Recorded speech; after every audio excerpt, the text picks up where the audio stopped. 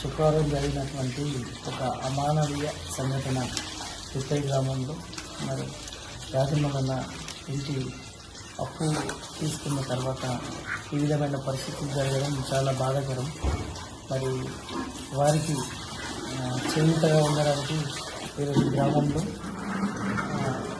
Ayyappa foundation నుండి వారికి కొంత తగిన సహాయం అందించడానికి మన గ్రామానికి వచ్చినటువంటి అయ్యప్ప ఫౌండేషన్ చైర్మన్ అయ్యప్ప సీనన్న గారికి హృదయపూర్వక ధన్యవాదాలు.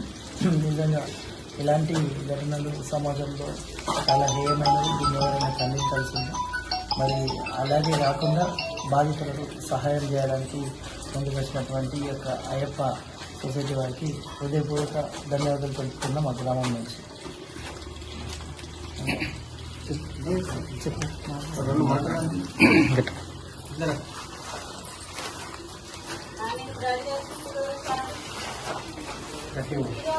ఈరోజు తిప్పి గ్రామంలో మొన్న జరిగినటువంటి ప్రమాదం విషయమై తెలియగానే మనం ఈరోజు తిప్పి గ్రామానికి రావడం జరిగింది. రాజమల్లు కుటుంబాన్ని ఆర్థిక వివరాల్లో భాగంగా ఒక మతస్థుడు దీన్ని ఇంటిలో పెట్రోల్ పోసి అగ్గిపెట్టడం జరిగింది.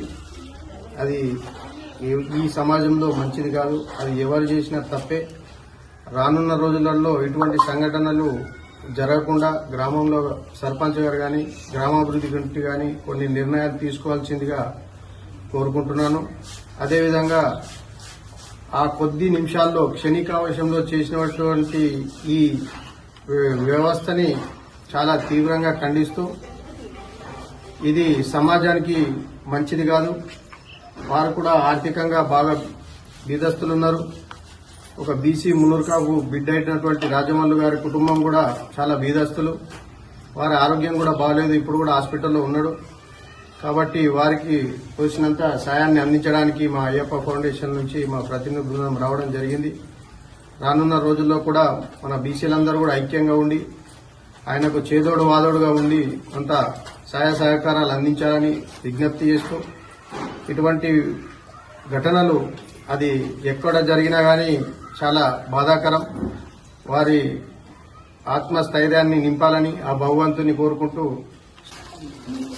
మొన్న శుక్రవారం రోజున రాజమల్లు ఇల్లుకు అగ్గిపెట్టినటువంటి ఒక బాధాకరమైనటువంటి విషయం. ఎంతో ఉన్నటువంటి జనాభా ఉన్నటువంటి ఊర్లో ఒక గల్లి మొత్తం ముందు కాకుండా గల్లికి వచ్చి ఒక్కోటి వచ్చి తగబెట్టి వాళ్ళ కుటుంబాన్ని తగలబెట్టాలన్నటువంటి ఆలోచించినటువంటి చాలా దుర్మార్గమైనటువంటి విషయం జరిగింది. కాబట్టి మరి ఎంతోమంది తప్పుకుంటూ పోయి అలానే పరామర్శించడం జరుగుతుంది.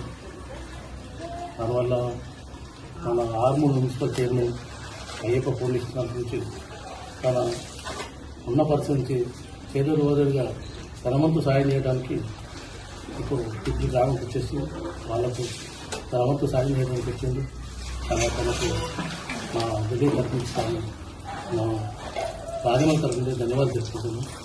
ఎందుకంటే అన్నటువంటి పరిస్థితిలో ఏమి ఇచ్చినా తీరని కోరుతున్నారు కాబట్టి మంచి కొంత ఎవరైనా తోసినంత వరకు ఇచ్చినట్టయితే తనకు ఆ ఇంటి కుటుంబానికి కొంచెం మేలు జరిగినట్టయితే అని చెప్పేసి కోరుకుంటున్నాను.